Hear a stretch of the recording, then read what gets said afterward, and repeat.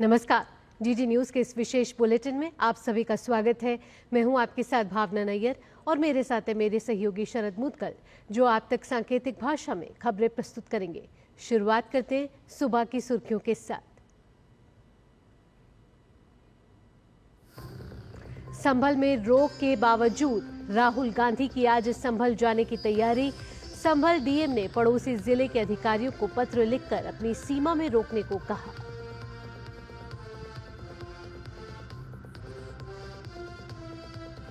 नोएडा में आंदोलनरत किसानों की मांग पर योगी सरकार ने बनाई 5 सदस्यीय समिति, 1 महीने के भीतर देगी रिपोर्ट।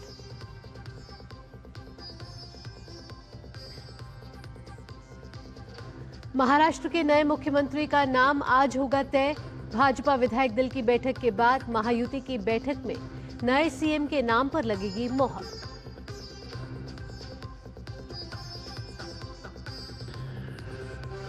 सूर्य के बाहरी वायुमंडल का अध्ययन करने के लिए इसरो आज लॉन्च करेगा प्रोबा 3 मिशन।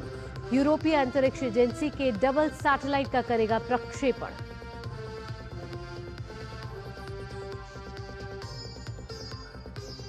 दक्षिण कोरिया में मार्शल लॉ लगाने के फैसले से पीछे हटे राष्ट्रपति यूं सुक येओल। संसद द्वारा मार्शल लॉ को रद्द करने के बाद लिया फैसला।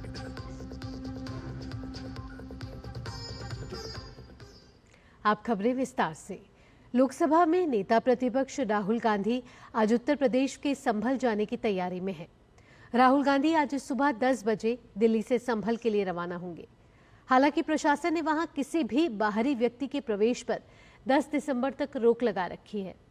लिहाजा संभल के डीएम ने बुलंदशहर, अमरोहा, गाजियाबाद और गौतम बुद्ध नगर के अफसरों को पत्र लिखकर राहुल गांधी को अपने जिलों की सीमा पर रोकने का अनुरोध किया है। संभल डीएम ने कहा है कि जिले में भारतीय न्याय संहिता की धारा 163 लागू होने के कारण बाहर से किसी भी व्यक्ति को प्रवेश नहीं करने दिया जाएगा। वैसे संभल के एसपी ने भी राहुल गांधी की यात्रा को लेकर चिंता जताई है। उन्होंने कहा है कि सभी जनप्रतिनिधियों के 10 दिसंबर तक संभल आने पर प्रतिबंध है। संभल में हुई हिंसा को लेकर पाकिस्तान कनेक्शन सामने आया है। पाक संभल में घटनास्थल से पाकिस्तानी कारतूस का खोखा बरामद किया गया है। संभल हिंसा वाली जगह पर फॉरेंसिक टीम ने पहुंचकर सभी साक्ष्यों को जुटाया है। सर्च ऑपरेशन में अफसरों की टीम को मौके से मिले पाकिस्तान ऑर्डिनेंस फैक्ट्री के 9 mm का एक मिस फायर और एक खोखा, इसके अलावा 12 बोर के 2 खोखे और 32 बोर के 2 खोखे बरामद किए गए हैं। अधिकारी अभी भी सर्च ऑपरेशन में जुटे हुए हैं। प्लेसेस ऑफ वर्शिप एक्ट यानी कि उपासना स्थल अधिनियम 1991 की वैधानिकता को चुनौती देने वाली याचिकाओं पर सुप्रीम कोर्ट आज सुनवाई करेगा। चीफ जस्टिस संजीव खन्ना और जस्टिस पीवी संजय कुमार की पीठ इन याचिकाओं पर सुनवाई करेगी। इस मामले में कुल कुछ 6 याचिकाएं दाखिल की गई हैं। इनमें विश्वभद्र पुजारी पुरोहित महासंघ, डॉक्टर सुब्रमण्यम स्वामी, अश्वनी उपाध्याय समेत जमियत उलामा ए हिंद की भी याचिकाएं शामिल हैं। इस मामले में अधिकतर पक्षों ने जहां इस एक्ट को रद्द करने की मांग की है, वहीं जमियत उलामा ए हिंद ने इसके समर्थन में याचिका दाखिल की है। ग्रेटर नोएडा और नोएडा में आंदोलन कर रहे किसानों की समस्या के समाधान के लिए मुख्यमंत्री योगी आदित्यनाथ ने 5 सदस्यीय समिति का गठन करने का आदेश दिया है। इसकी अध्यक्षता आईएएस अनिल कुमार सागर करेंगे। समिति में उनके अलावा पीयूष वर्मा, संजय खत्री, सौम्य श्रीवास्तव, कपिल सिंह को जगह दी गई है।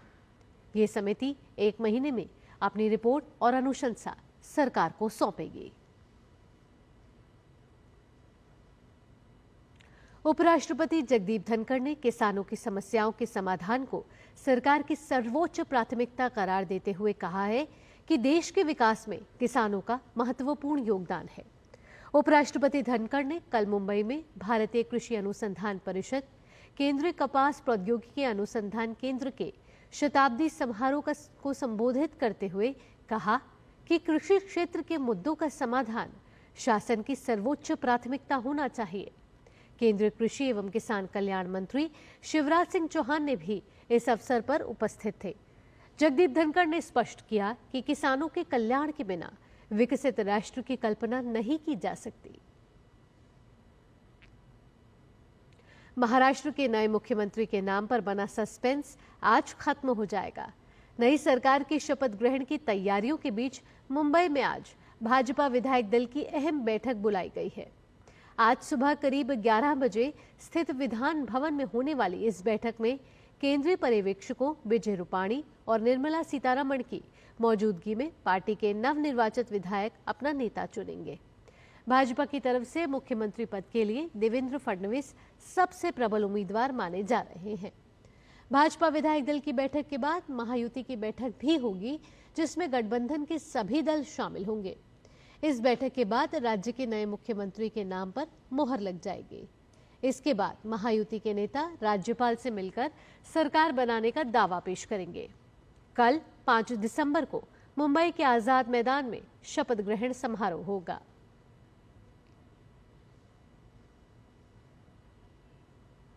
संसद के दोनों ही सदनों में आज कई अहम विधेयक पर चर्चा होनी है और कई पारित किए जाने हैं।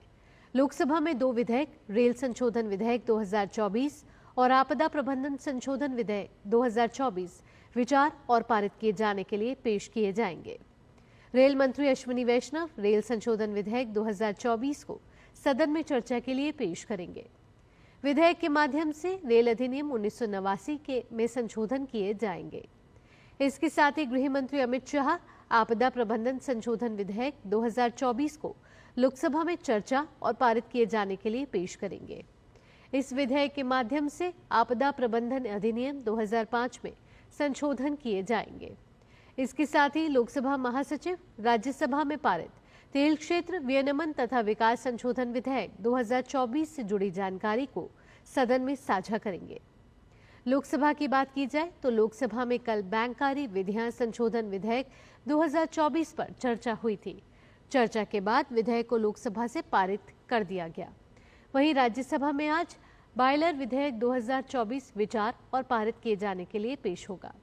वाणिज्य और उद्योग मंत्री पीयूष गोयल इसे पेश करेंगे। इस विधेयक के माध्यम से बॉयलर अधिनियम 1923 में संशोधन किए जाएंगे। इसके साथ ही बॉयलर के पंजीकरण और उपयोग से जुड़े नियमों में बदलाव किए जाएंगे। वहीं विदेश मंत्री डॉक्टर एस जयशंकर आज भारत के साथ चीन के संबंधों में हाल ही में हुई प्रगति पर बयान देंगे। विदेश मंत्री कल लोकसभा में इस बयान को दे चुके हैं। लोकसभा में विदेश मंत्री ने कहा था कि चीन के साथ संबंधों में भारत राष्ट्रीय सुरक्षा हितों को सर्वोपरि रखता है। दोनों सदनों में अन्य विधायी कामकाज के साथ साथ प्रश्नकाल के दौरान अलग अलग मंत्रालयों से कई अहम प्रश्न पूछे जाएंगे। भारतीय अंतरिक्ष अनुसंधान संगठन यानी कि इसरो नया इतिहास रचने को तैयार है। इसरो आज अपने PSLV C59 व्हीकल पर यूरोपीय अंतरिक्ष एजेंसी के प्रोब 3 और सौर मिशन को लॉन्च करेगा। यह प्रक्षेपण आंध्र प्रदेश के श्रीहरिकोटा में सतीश धवन अंतरिक्ष केंद्र से किया जाएगा।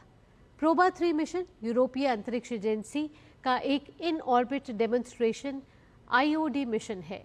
इस मिशन की खास बात यह है कि इसके जरिए पहली बार अंतरिक्ष में प्रिसीजन फॉर्मेशन फ्लाइंग को टेस्ट किया जाएगा। इसके तहत एक साथ 2 सैटेलाइट उड़ेंगे। ये सैटेलाइट लगातार एक ही फिक्स कॉन्फ़िगरेशन को मेंटेन करेंगे।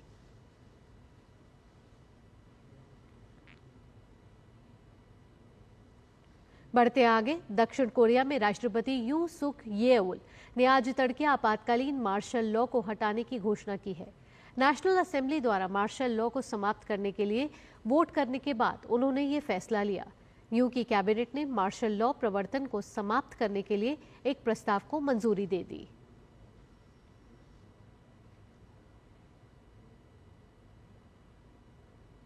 बांग्लादेश में अल्पसंख्यक हिंदुओं पर हो रहे हमलों को लेकर बांग्लादेश की मोहम्मद यूनुस सरकार आलोचकों के निशाने पर है।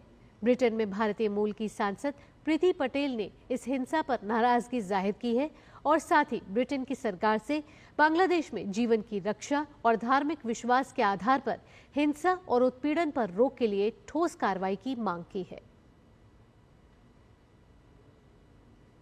सिंगापुर में खेली जा रही विश्व शतरंज चैंपियनशिप में डी गुकेश और चीन के डिंग लिरेन के बीच आज 8वें दौर की बाजी है।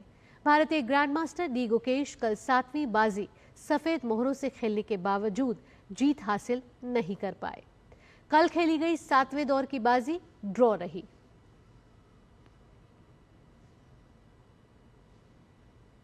इसी के साथ इस विशेष बुलेटिन में इतना ही। मुझे और मेरे सहयोगी शरद के साथ फिलहाल के लिए डीडी न्यूज की टीम को दीजिए अनुमति।